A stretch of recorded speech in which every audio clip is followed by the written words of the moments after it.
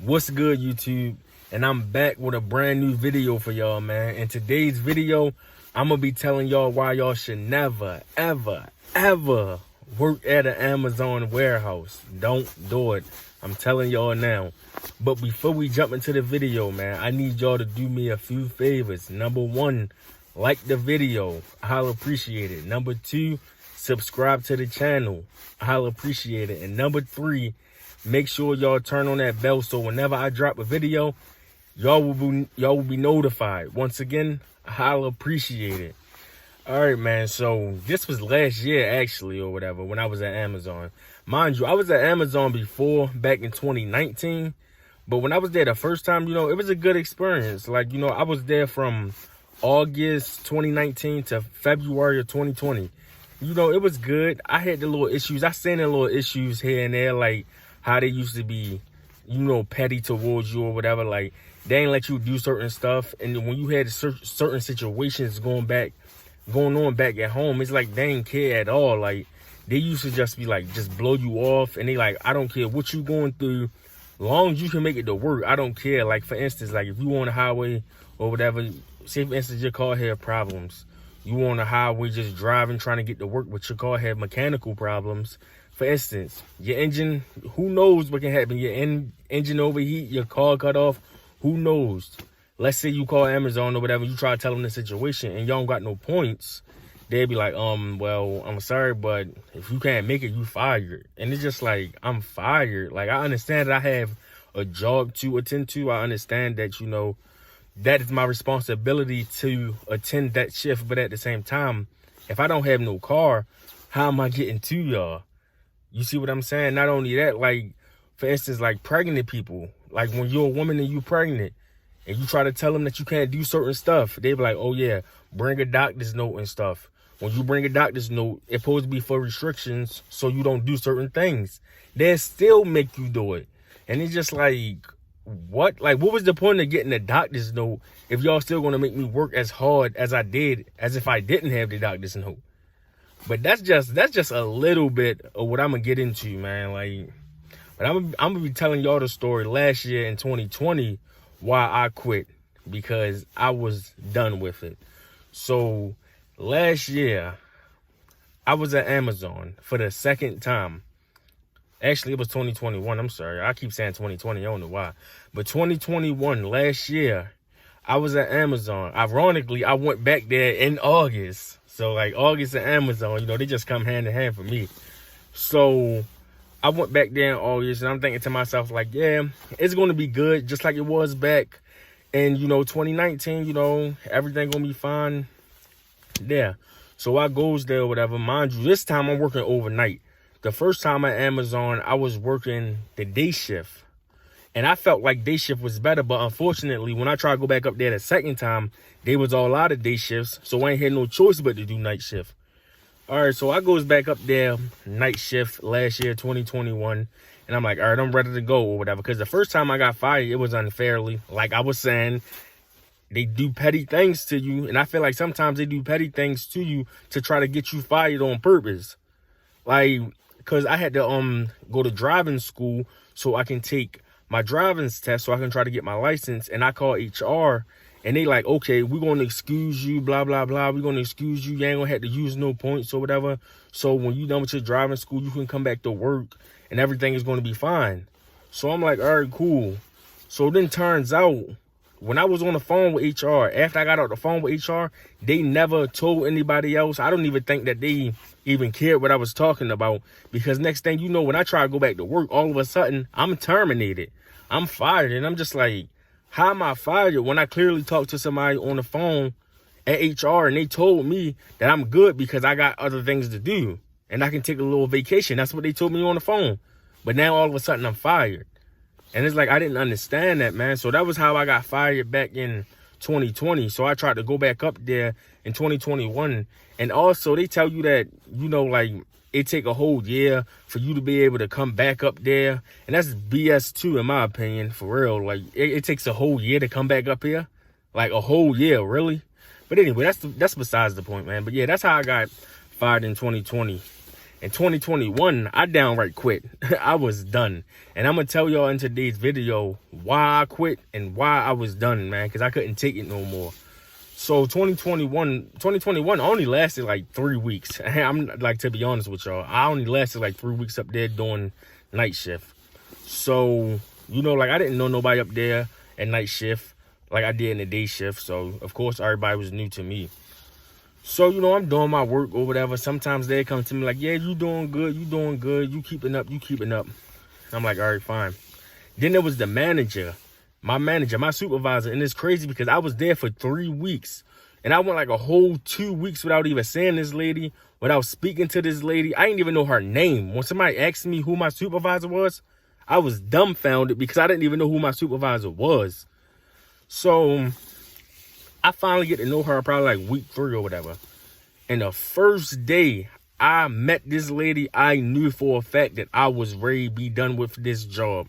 Number one reason is because she kept watching me. You know, like, she was being very suspicious. Like, I'm working at my station and she keep walking back and forth. And I'm like, you making me feel uncomfortable. You see what I'm saying? Like, don't do that, because like I don't want to feel like I'm being watched while I'm trying to work. Like, who want to do that? That's so uncomfortable. It make me feel like you up to something. And not only that, so that wasn't the only reason. The other reason is because she used to come to me talking about, oh, you not working fast enough. Mind you, I have asthma, so I'm trying to keep up fast as I can. But I'm like, I don't know what you want me to do. I got asthma. You feel what I'm saying? So she like, yeah, get a doctor's note, blah, blah, blah. They always tell you get a doctor's note. But once you get a doctor's note, it seems like it don't even matter, because it's just like they like F the doctor's note. I'm going to still work you the way I want to work you. I don't care what no doctor say. So I was like, all right, whatever, man. So then that day go by. I come back the next night or whatever, and I'm working fast as I can, hard as I can. She come to me again. Oh, yeah, I had to write you up because you're not moving fast enough how we want you to move. What? You gonna write me up because I'm not working fast enough after I done told you I got asthma?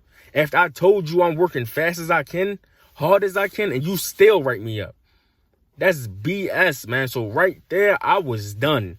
It only took 2 days for me to know my manager and knew who she was, and I was done. And then she kept nitpicking. Then she had come to me again talking about, oh, yeah, you can't be going to the bathroom once I get you a certain station. Well, I'm sorry that I'm human. I'm sorry that I have to use the bathroom. Like, I'm human last time I checked. How you going to tell me when to and when not to go to the bathroom? But, yeah, I was done, man. So, like, one night, she came to me. She was like, I don't want to have to keep telling you about this because we're going to keep writing you up. So I'm like, okay, you basically going to keep writing me up until I get fired, right?